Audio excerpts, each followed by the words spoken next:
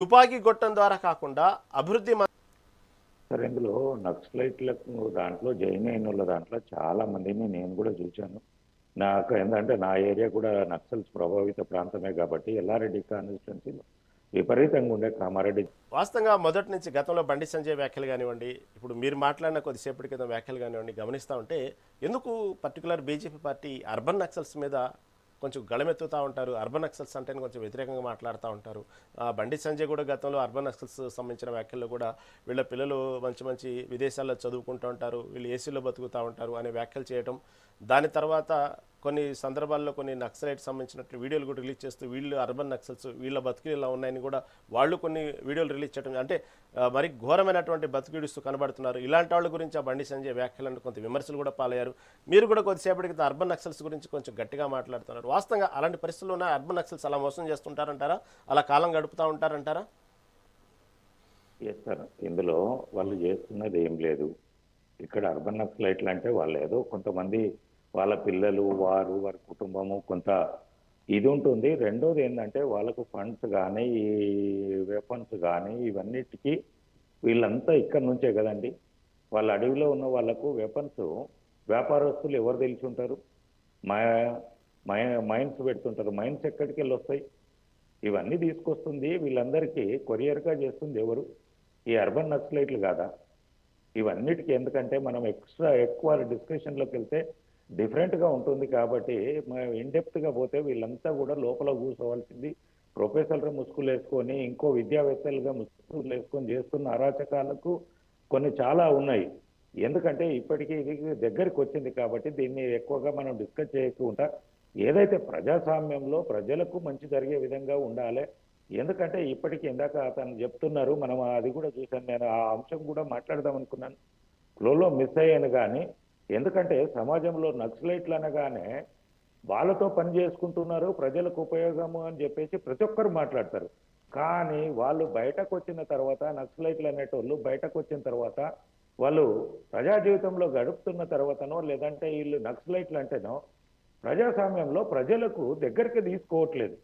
సొంత బంధువులే కాదు సొంత తల్లిదండ్రులు కూడా దూరం పెట్టుకునే పరిస్థితి ఏర్పడింది. ఎందుకంటే వాళ్ళు నక్సలైట్లు అంటే ఒక చెడు ప్రవర్తనకు చూస్తున్నారా లేదంటే రౌడీలు గుండాల్లాగా చూస్తున్నారా, వాళ్ళు ఏదో కరుడు కట్టిన నేరస్తుల్లాగా చూస్తున్నారా? ప్రతి ఒక్కరు భయపడతారు. ఈవెన్ పొలిటీషియనే కాదు, అధికారుల కాడికి వెళ్ళి మొదలుకుంటే మన ఇంట్లో ఉండేటోళ్ళు మన సరౌండింగ్ ఉండేటోళ్ళు కూడా మొన్నటిదాకా నక్సలైట్లో ఉండొచ్చిండు, వీని ప్రవర్తన ఎట్లుంటుందో, వీడు ఎటువంటి వాడు ఏందో, వీని గురించి ఏందో, వీనితో తక్కువ మాట్లాడాలి, వీనితో దోస్తాన తక్కువ చేయాలి, ఒక వ్యాపారం చేద్దామన్నా చేయలేరు, ఒక ఉద్యోగం పెట్టుకుందామన్నా పెట్టుకోలేరు, ఒక ఏది కూడా వాళ్ళని నమ్మలేని స్థితికి ఈ సమాజం తీసుకొచ్చింది. కాబట్టి వాళ్ళు ఇప్పటికీ కూడా అనగారిపోతున్నారు. ఎందుకంటే వాళ్ళు పోయిన ఆ ఎమోషనల్లో పోయినరు. బయటకు వస్తే సమాజం యాక్సెప్ట్ చేస్తలేదు కాబట్టి సగం మందికి ఎక్కువ పైన బయటకు రాలేక అందులో ఉంటున్నారు తప్ప వాళ్ళకి రావాలని లెక్క కాదు, ఇది కాదు. కాకపోతే సమాజంలో మన ప్రజల ఆలోచనలు కొంత మార్చగలగాలి. మన మీడియా కానీ చాలా మంది కానీ మేధావులు కానీ మనం రెచ్చగొట్టేది కాకుండా వాళ్ళు సమాజంలోకి వచ్చిన తర్వాత అందరినీ చూసేటట్టు ఉండాలి. కానీ వాళ్ళకు గుర్తింపు లేకుండా వాళ్ళతోటి భయపడేలాగానో వాళ్ళ ఏంటంటే నక్సలైట్ అయినా కానీ అరే మాజీ నక్సలైటా, మనతో చాలా జాగ్రత్తగా ఉండాలి, ఎందుకు మనతోటి తలకాయ నొప్పి, వీడు మూర్ఖుడు అన్న విధంగా సమాజం ముద్రేసింది. కాబట్టి వాళ్ళు ప్రజలకు రావాలి, దాన్ని మనం అందరం కూడా ప్రాపర్గా డిస్కస్ చేయగలగాలి, వాళ్ళ సాధక బాధకాలు చూడాలి, వాళ్ళు కూడా మనసుంది మానవత్వంతో మెదులుతారు అనేది సమాజంలో తీసుకెళ్ళగలిగితే వాళ్ళు కూడా ఉన్న 4, 5, 10 మంది వాళ్ళు కూడా లొంగిపోయి ప్రజా జీవితంలోకి వస్తారు. వాళ్ళు ఇప్పుడు కొంతమంది ఆగిపోవడానికి ఏం లేదు, ప్రజా జీవితంలోకి వెళ్తే మాకు గుర్తింపు లేదు అనే భయం చాలా మందిలో ఉన్నది. అది పోగొట్టే విధంగా అందరం సమాజం అంతా కృషి చేయాలని చెప్పేసి తెలియజేస్తుంది. రైట్ కృష్ణ బలగాల్ని పెంచడం లేకపోతే ఆపరేషన్ కగార్ అంటాం, మిషన్ అంటాం, ఇవి ఇలా పరిపూర్ణంగా నక్సలిజ రహిత భారతదేశాన్ని కోరుకోవటం, ఈ యాంగిల్లో కాకుండా రామ్మోహన్ రావు గారు చెప్పినట్టు సమాజంలో ఏదైతే ప్రతి ఎన్నికల అంశం కాదు ప్రతి అంశంలో కూడా పారదర్శకత అవినీతి లేకుండా చేస్తే అసలు యువత కూడా అటు పక్క ఆకర్షితులు ఎవరు అదే సమాజంలో జరగాల్సిన న్యాయమైనటువంటి ఇవన్నీ జరుగుతాయి. ఆ కోణంలో ఎందుకు మార్పు రావట్లేదు? ఎన్నికలు అనగానే కేవలం డబ్బుతో ఆశ చూపించి ఓట్లు అడిగేటువంటి సంస్కృతి, ఎప్పుడైతే యువత కూడా ఇప్పుడు నియోజకవర్గాలు భారీగా పెరగబోతున్నాయి, ఈ క్రమంలో కొత్తగా యువత కూడా రాజకీయాల్లో రావాలి అనే ఆలోచన ఉన్నది. At a time same time మళ్ళీ ఒక నియోజకవర్గానికి ఎమ్మెల్యే గెలవాలంటే నా దగ్గర ఇన్ని కోట్లు కావాలి, లేదా నా దగ్గర ఇన్ని డబ్బులు ఉండాలి, ఉంటేనే నేను రాజకీయాలకు పనికొస్తాను అనేటువంటి ఆలోచన ఒక్కసారి వాళ్ళు నీరు గారుస్తూ ఉంది. ఇలాంటి సమాజం, ఇలాంటి మార్పులు రావాలంటే అది మొదటి పైనుంచే దానికి సంబంధించినటువంటి ఈ విషయంలో ఎలా అయితే ఆపరేషన్ కగారుకి ఎంత సంసిద్ధమయ్యారో సమాజంలో మార్పు పట్ల కూడా అలాగే చేస్తే మంచిది కదా, మంచి రోజులు ఉంటాయి కదా, ఈ విధంగా నక్సలిజం ఇవన్నీ పెరగవు కదా అంటే ఏమంటారు? సార్, ఇందాక మీరు అడిగింది కానీ పెద్దలు రామ్మోహన్ రావు గారు చెప్పిన దాంట్లో సముచితమైన వివరాలన్నీ చెప్పారు. యాక్చువల్గా నక్సలైట్ల దానికి వారు చేస్తున్న భావజాలానికి తూట్లు ఎక్కడ పడ్డాయి అనేది అంటే మనం ఇందాక చెప్పినామని నేను చెప్పినాను, తుపాకీ అంటున్నాం. కానీ వారు చేసిన పోస్ట్ మిస్టేక్ ఏంటంటే ప్రభుత్వ ఆస్తులను, ప్రజలు ఉపయోగించే ఆస్తులను బస్సులు తడుగబెట్టడము, అక్కడ ఏదన్నా అభివృద్ధికి జేసీపీలు వెళ్ళినా, ఎక్కడన్నా లారీలు వెళ్ళినా, ఏది వెళ్ళినా, ఎవరు అధికారులు వెళ్ళినా వాళ్ళని కిడ్నాపులు చేయడము, బెదిరించడము, డబ్బులు వసూలు చేయడము. ఇది ఇంకొకటి ఏమైందంటే వీళ్ళు ఆర్థిక సెటిల్మెంట్లకు కూడా చాలా మందికి ఉపయోగపడే విధంగా తయారైంది.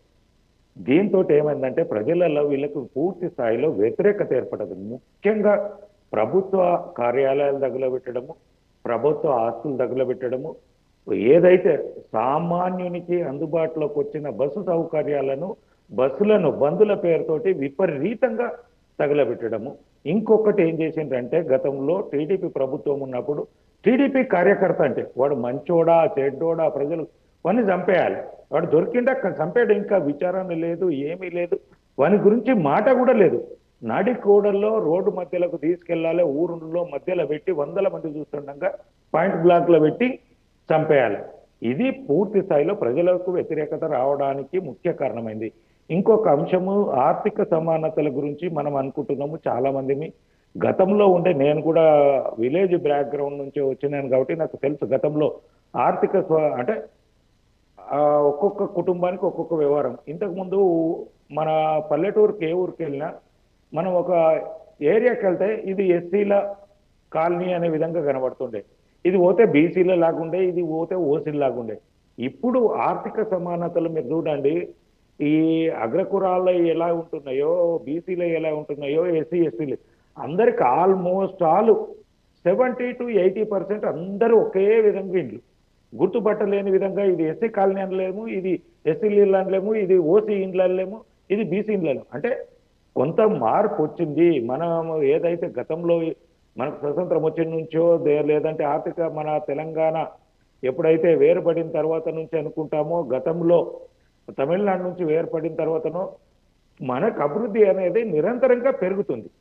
దీన్ని ఇంకా పెంచుకోవాలంటే ఏం చేయాలి సమాజంలో అనేది మనము ఇప్పుడు రిజర్వేషన్ ప్రక్రియ వచ్చింది. నేను ఇందాక కూడా చెప్పిన ప్రతి గ్రామంలో ఓసీల కంటే ఎక్కువ బీసీలు, ఎస్సీలు ఉద్యోగస్తులు ఉన్నారు గవర్నమెంట్లో. చదువుకున్న వాళ్ళు కూడా వాళ్ళే ఉన్నారు అవకాశంలో. కాబట్టి ఆర్థిక సమానతలు దగ్గరికి వచ్చినాయి. ఇక్కడ జరగాల్సింది ఏంటంటే ఇందాక పెద్దలు రామ్మోహన్ రావు గారు చెప్పిండ్రు, నేను కాదనను.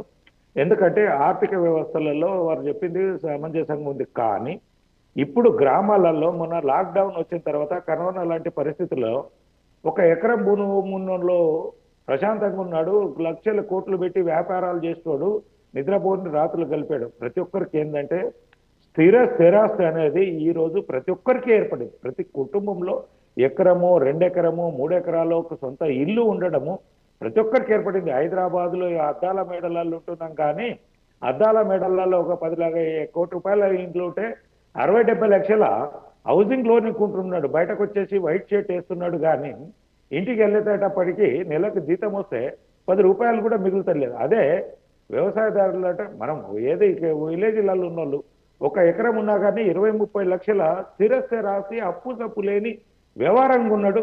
ఏదేమనైనా ఇంత తన మటుకైనా పండించుకొని బతకగలిగే కెపాసిటీకి అందరికీ సమానత్వంలో ఒకరికి 100 రూపాయలు ఉండొచ్చు, ఒకరికి 50 రూపాయలు ఉండొచ్చు. దాంట్లో కొంత ఆర్థిక అభివృద్ధి అనేది కనబడుతుంది. దీన్ని ఏంటంటే మనం ముందుకు తీసుకెళ్దాము. ఇంకే ఏ అంశాలలో మనం ఏ రంగాలలో ప్రోత్సహించుకోవాలి, ఉన్నోళ్ళకి ఎట్లా చేయాలి, లేనోళ్ళకి ఎట్లా చేయాలి. కొంతమంది ఉండొచ్చు ఎక్కడైనా సరే మనము 100% ఎక్కడ కాదు 100 రూపాయలు. నేను ఒక ఎగ్జాంపుల్ చెప్తాను సార్. ఒక పిల్లవాడిని సంవత్సరం స్కూల్కి పంపించేసి బుక్ మొత్తం చదివిపిస్తాం. చదివిపించిన తర్వాత దానికి ఎగ్జామ్లో 100 మార్కులకు క్వశ్చన్స్ 100 మార్కులకు క్వశ్చన్స్ ఇస్తే బుక్ మొత్తం చదివినోనికి దాంట్లోకి ఒక 10-20 క్వశ్చన్స్లు ఇస్తాం. మళ్ళీ దాంట్లో 35 మార్కుల మందం రాస్తే పాస్ అంటాం.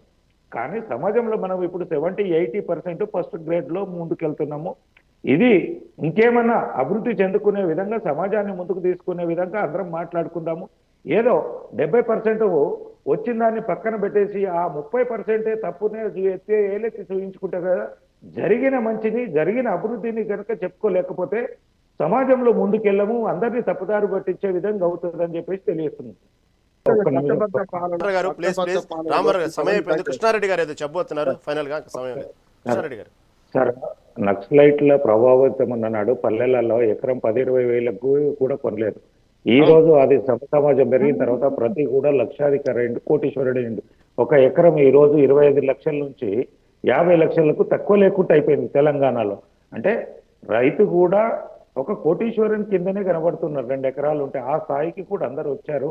మనం ఇంకేదైనా ఇప్పుడు 100 కోట్లది 200 కోట్లు ఎట్లా అయిందో కంపెనీలు, ఇక్కడ కూడా 4 లక్షలు 2 లక్షలకు కూడా ఎకరం ఉన్నది కూడా ఈ రోజు 50 లక్షలు 60 లక్షలకు ఎకరాలు అయిపోయినాయి. కాబట్టి ఇప్పుడు అందరూ అంటే ఇది కనబడేది డబ్బు, అది కనబడేది ఆస్తి.